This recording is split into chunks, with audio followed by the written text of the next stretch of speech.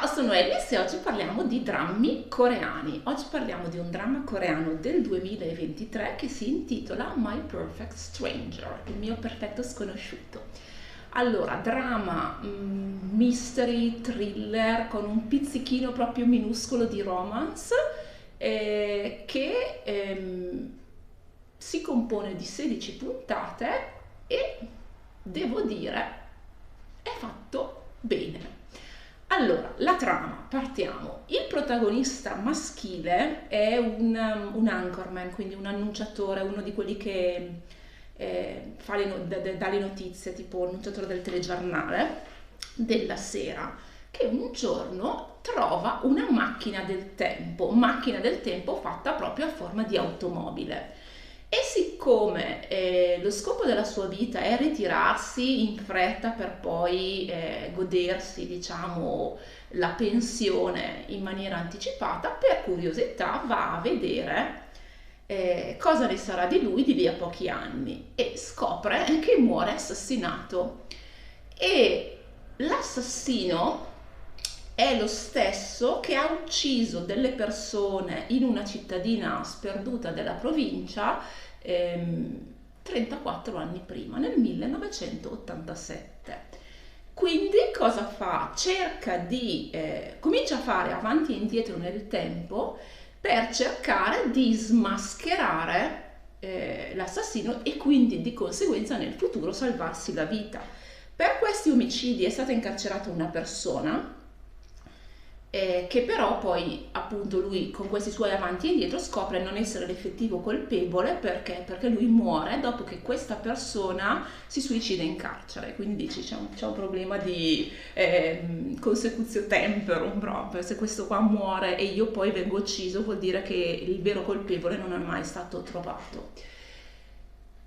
Un giorno, in uno dei suoi viaggi verso il 1987, che appunto è l'anno dove tutto ha inizio, siccome per fare i suoi viaggi nel tempo deve prendere questa macchina imposta l'anno, tipo la DeLorean di Ritorno al futuro per intendersi, e deve passare attraverso un tunnel.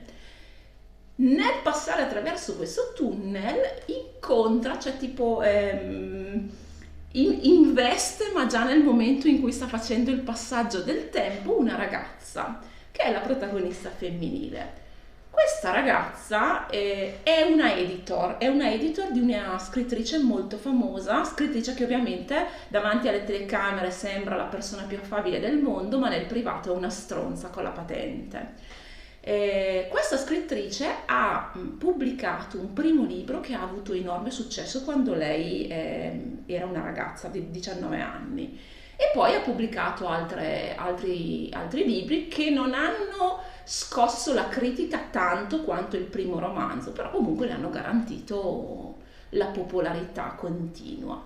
Però la gente, i giornalisti, la ragazza, la protagonista stessa continuano a ricordargli la genialità, la particolarità di questa prima opera, cosa che lei accoglie sempre con un certo fastidio. La protagonista ha un rapporto molto conflittuale con i genitori perché la madre le è sempre stata appresso. Il padre invece ha sempre più o meno ignorato la sua famiglia per stare dietro a uno zio con evidenti problemi mentali.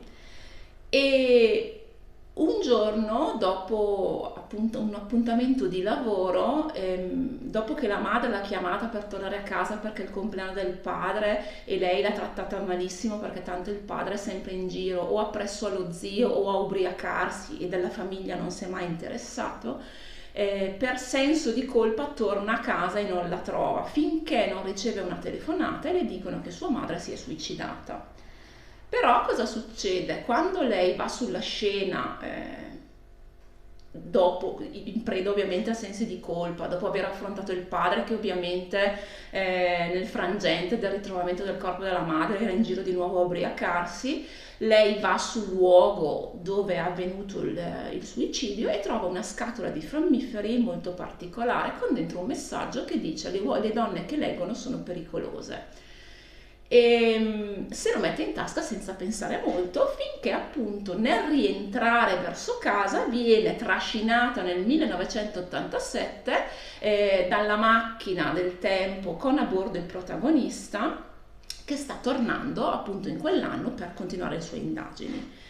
I due iniziano una convivenza da un certo punto di vista forzata, nel senso che sono le uniche due persone del futuro nel 1987 e all'inizio manifestano nei rispettivi confronti anche una certa diffidenza, perché lui non vuole spiegare perché fa questo avanti e indietro, cioè dopo aver cercato di abbozzare la situazione del viaggio nel tempo che già richiede un certo sforzo razionale per riuscire a cogliere, ecco.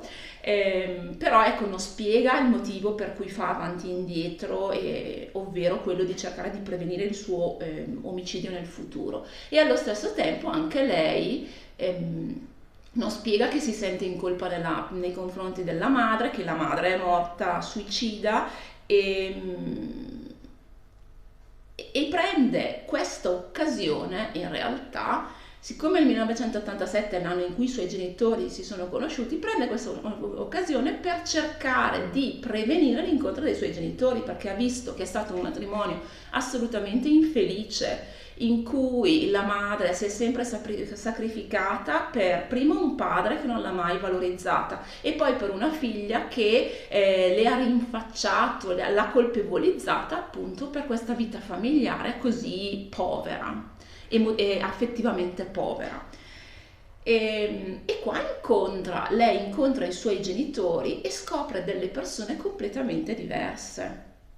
Scopre che la madre in realtà è la vera autrice del libro della scrittrice di cui lei è la editor nel tempo presente, che era una sua compagna di scuola, delle superiori, manipolatrice e assolutamente senza scrupoli. Scopre anche una situazione ben più complicata di quello che lei pensava.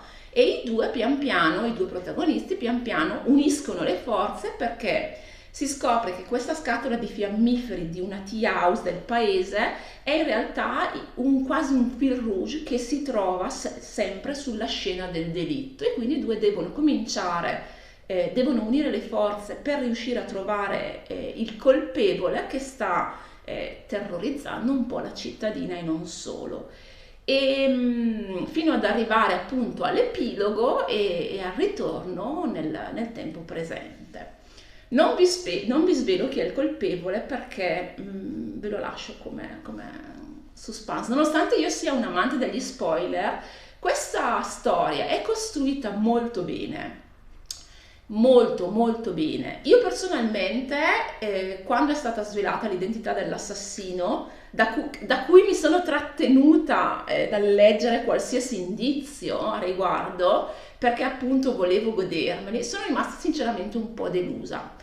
Non perché sia fatto male, perché la costruzione, cioè proprio la suspense, il mistero, il thriller è gestito molto molto bene.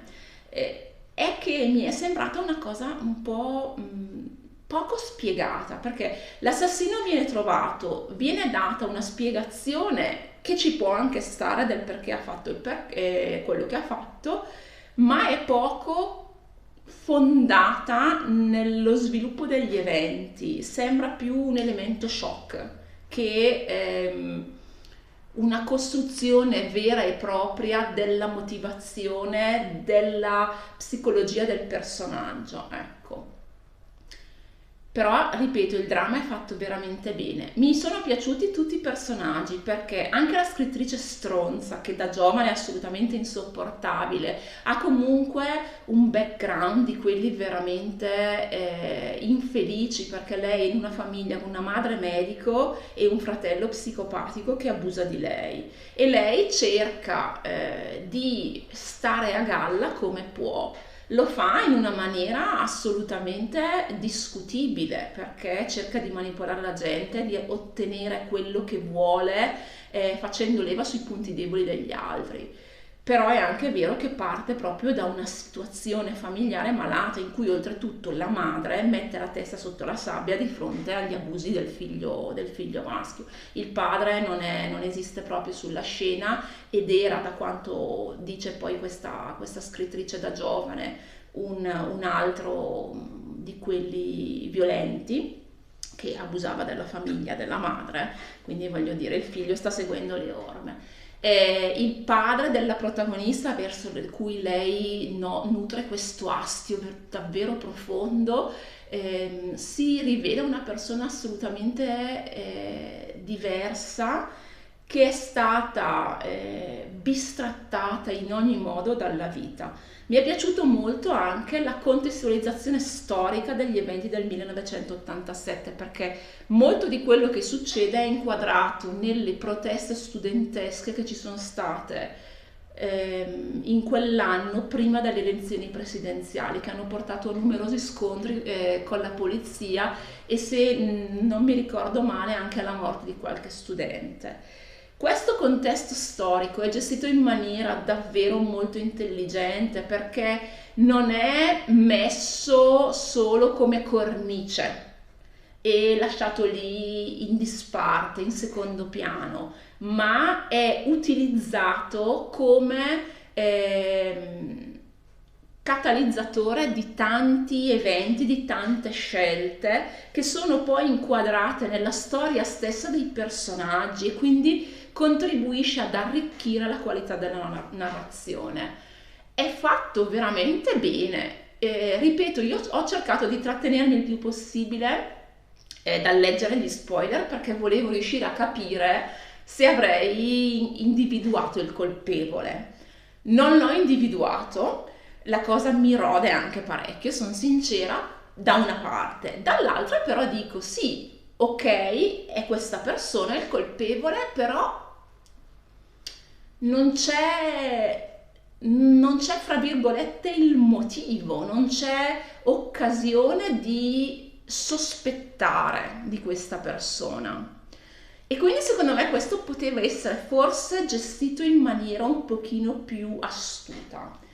Però questo non va comunque a ribaltare il mio giudizio sul dramma. È vero, quando è stato individuato appunto il colpevole, ho detto ma no, non è possibile, non ha senso, ok? Uno. Due, vengono date le sue motivazioni, che ripeto sono comprensibili per quanto si possano ritenere comprensibili le motivazioni di un serial killer fino a un certo punto. Però poi la cosa viene asciugata talmente in fretta che dici ma un pochino di più di espansione su questo scenario, su questa scelta anche di questo personaggio. E invece no, però tutto il resto compensa, e compensa davvero alla grande. Io ve lo consiglio perché è secondo me uno di quei drammi che è passato in sordina rispetto a tanti altri titoli che sono andati in onda, ma ha una sceneggiatura di tutto rispetto, perché riesce a mantenere la tensione e l'attenzione fino all'ultima puntata. Lo svelamento del colpevole avviene più o meno attorno all'episodio 15, se non ricordo male, e poi ovviamente nell'ultimo episodio c'è il dilemma, diciamo, del ritorno al tempo presente, che ovviamente presenta delle problematiche. Ci sono delle domande non risposte. Qualcosina rimane, ma come nel caso del colpevole non abbastanza da inficiare l'opinione sul prodotto generale. Quindi io ve lo consiglio, perché soprattutto se vi piace il genere, ripeto, il romance non è un elemento preponderante di questa storia, ma è un mystery thriller fatto come si deve. My Perfect Stranger. Bene, direi che mi posso fermare anche per oggi, vi auguro buona giornata e alla prossima. Ciao!